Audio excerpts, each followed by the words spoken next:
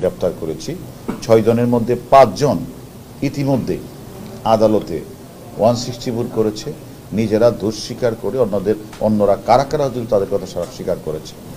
এবং সেখানে সেই সংক্রান্ত বিষয়ে আপনারা সেটাও জানেন, আমরা চেয়ারম্যান সদ্য যে মানে শিক্ষা বোর্ড থেকে যে সদ্য যে মানে ওএসডি হয়েছেন, ওনার ওয়াইফকেও আমরা গ্রেপ্তার করেছি এবং ওনার ওয়াইফও কিন্তু স্বীকার করেছেন যে তার কথা, এবং সিস্টেম অ্যানালিস্টও আদালতে 164 করেছেন। তার তদন্তের কারিগরি শিক্ষা বোর্ডের চেয়ারম্যান এবং আমরা পরীক্ষা নিয়ন্ত্রককে আমরা টিভি বিষয়ে এসেছি এবং আনার পরে আমরা তাদের কাছে যে বিষয়টা জানতে চেয়েছি যে সার্টিফিকেট চুরি করার নির্দিষ্ট ওয়েবসাইটে পাসওয়ার্ড ব্যবহার করে আপলোড করা সহ নানা রকম অনিয়মটা সংঘটিত হয়েছে দিনের পর দিন, মাসের পর মাস। এবং উনি একজন চেয়ারম্যান, তাই না? উনি এই প্রতিষ্ঠানের নির্দেশনা দেন, লিডারশিপ দেন। সেই প্রতিষ্ঠানে থেকে কাগজ নিয়ে যাচ্ছেন, সিসিটিভি আছে, তারা দেখছেন। আবার ওনার পরীক্ষা নিয়ন্ত্রক মাসের পর মাস ওই যে পরীক্ষার যে সার্টিফিকেটগুলিতে সিগনেচার করে যাচ্ছেন, তার সাথে ওই যে কলেজের বা বিশ্ববিদ্যালয়ের যে সকল পরীক্ষার সাথে মিলিয়ে দেখা, সাইন করার সময় মিলিয়ে দেখবে যে ওই স্কুল থেকে কয়জন পাস করেছে আর আমি কয়টা সার্টিফিকেট ইস্যু করলাম, উনি এটাও দেখলেন না। তারপরে উনি এবং তার সাথে এবং এটা আমরা তাদেরকে প্রশ্নটা করেছি যে সচিব এখানে নিয়ন্ত্রক সাহেব, চেয়ারম্যান সাহেব বা সচিব সাহেবের সাথে তারা যে এই যে ঘটনাগুলি ঘটেছে, এটা কি তাদের মানে অবহেলা, এটা কি তাদের উদাসীনতা, অথবা তাদেরকে আমরা জিজ্ঞাসাবাদ করেছি এটা কি কারো দ্বারা বায়াস হয়ে আপনারা এগুলি করেছেন, নতুবা কেন আপনারা মাসের পর মাস, বছরের পর বছর এভাবে চললো, আপনারা তার বিরুদ্ধে কোনো ব্যবস্থা গ্রহণ করলেন না। উনি তখন সেই যে কথাটা বললেন এবং যে এই যে কথাটা বললেন যে আসলে এটা আমি আসলে আমার লোকবল কম ছিল।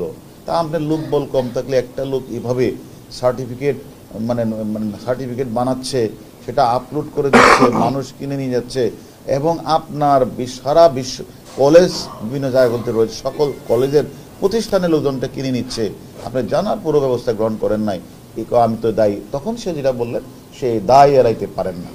আমি বললাম এখন আমার কথা হলো সে দায় যে এড়াইতে পারেন না, সেটা কি ইচ্ছাকৃত না অনিচ্ছাকৃত, এটা কি অবহেলাজনিত নতুবা এটা বায়াসজনিত।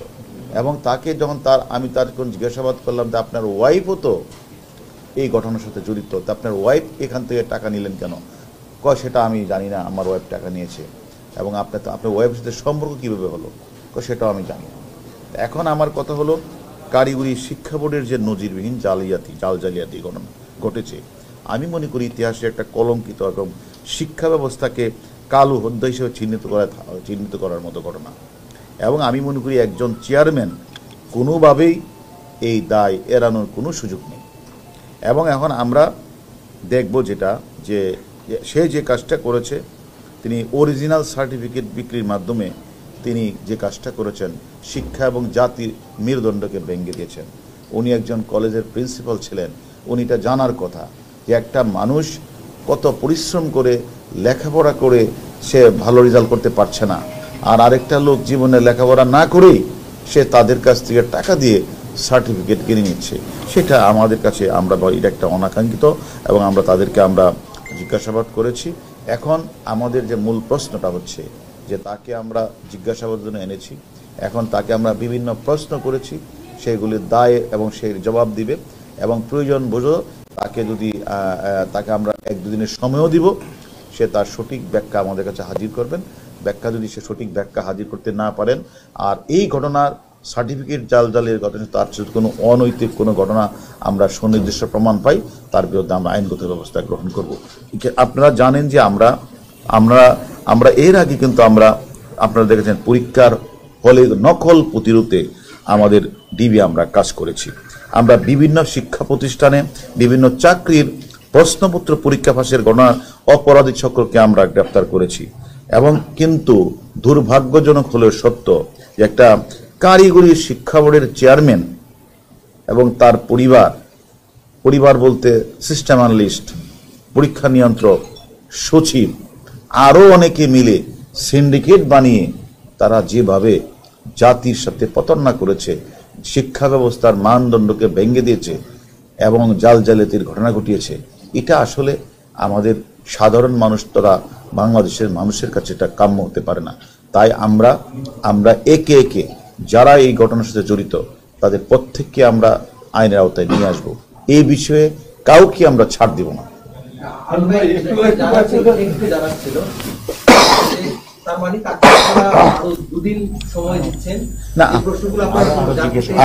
আমরা তাকে আরো জিজ্ঞাসাবাদ করবো এই জন্য যে আপনারা জানেন যে প্রশ্নগুলি আমরা করেছি যে অবৈধ বিক্রি করে অনলাইন ভেরিফাই তারা আপলোড করছে, আবার তারা চেয়ারম্যান মহোদয় এবং সেখানকার পরীক্ষা নিয়ন্ত্রক, সচিব তারা জানার পরেও তারা তার বিরুদ্ধে কোনো ব্যবস্থা নিলেন না। সেটা কি তার অবহেলা? এটা কি তার অনিচ্ছাকৃত?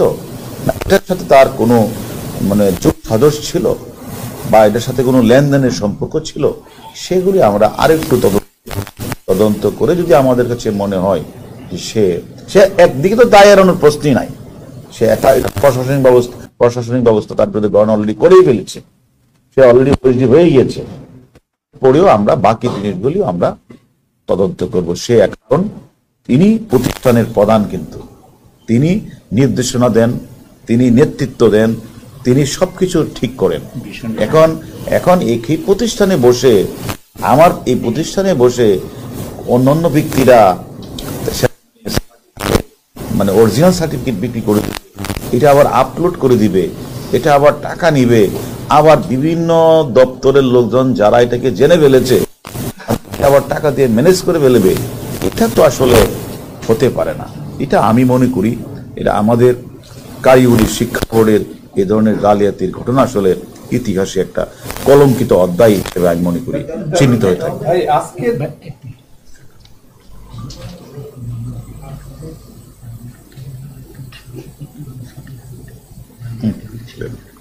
ভাই একটু বলবেন, আজকে তো দীর্ঘক্ষণ জিজ্ঞাসাবাদ করলেন, এই জিজ্ঞাসাবাদে আপনাদের প্রশ্নের যে ব্যাখ্যা সে দিয়েছে সেখানে আপনারা সন্তুষ্ট কিনা? যদি না, সে আমাদের কাছে তো আপনাদের কাছে তো বলেছে দায় এড়ানোর তার কোনো স্কোপ নেই। উনি ওনার ওয়াইফ টাকা নিয়েছে, সেটা 164 আছে, উনি চেয়ারম্যান, ওনার ওয়াইফ তো ওখানে চাকরি করেন না, উনি চেয়ারম্যান এবং ওনার পরীক্ষা নিয়ন্ত্রক ব্যাপারে জিজ্ঞাসাবাদ করেন, তারপরে উনি গ্রেফতার হবেন না কেন? এটাই তো আমরা তো সেই কথাটাই বলছি। সেখানে তার ওয়াইফ যে টাকাটি গ্রহণ করেছেন সেটা উনি জানেন কিনা, পারিপার্শ্বিক সাক্ষ্যটা আমাদের নিতে হবে।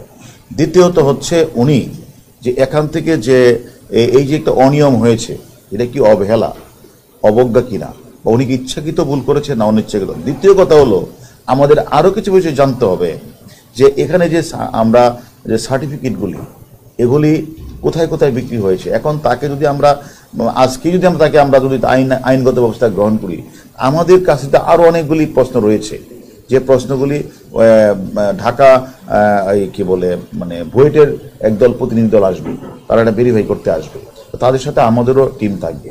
সেগুলি কতগুলি সার্টিফিকেট তারা ইস্যু করেছেন, কতগুলি সার্টিফিকেট তারা বিক্রি করেছেন, কতগুলি সার্টিফিকেট আমাদের আপলোড করেছেন, এগুলি তারা বের করতে পারে কিনা। কিন্তু তারা বের করতে পারলে আমরা তখন বুঝতে পারবো তারা কত সংখ্যক সার্টিফিকেট তারা বিক্রি করে এবং সেটার সাথে আর্থিকভাবে উনি কতটুকু জড়িত, এগুলি আমরা খুঁজে বের করে তারপর আমরা একটু সময় নিলাম। আমরা আইনগত না, উনি এখন ওনাকে আমরা ওই যে প্রশ্নগুলি ওই যে ভোট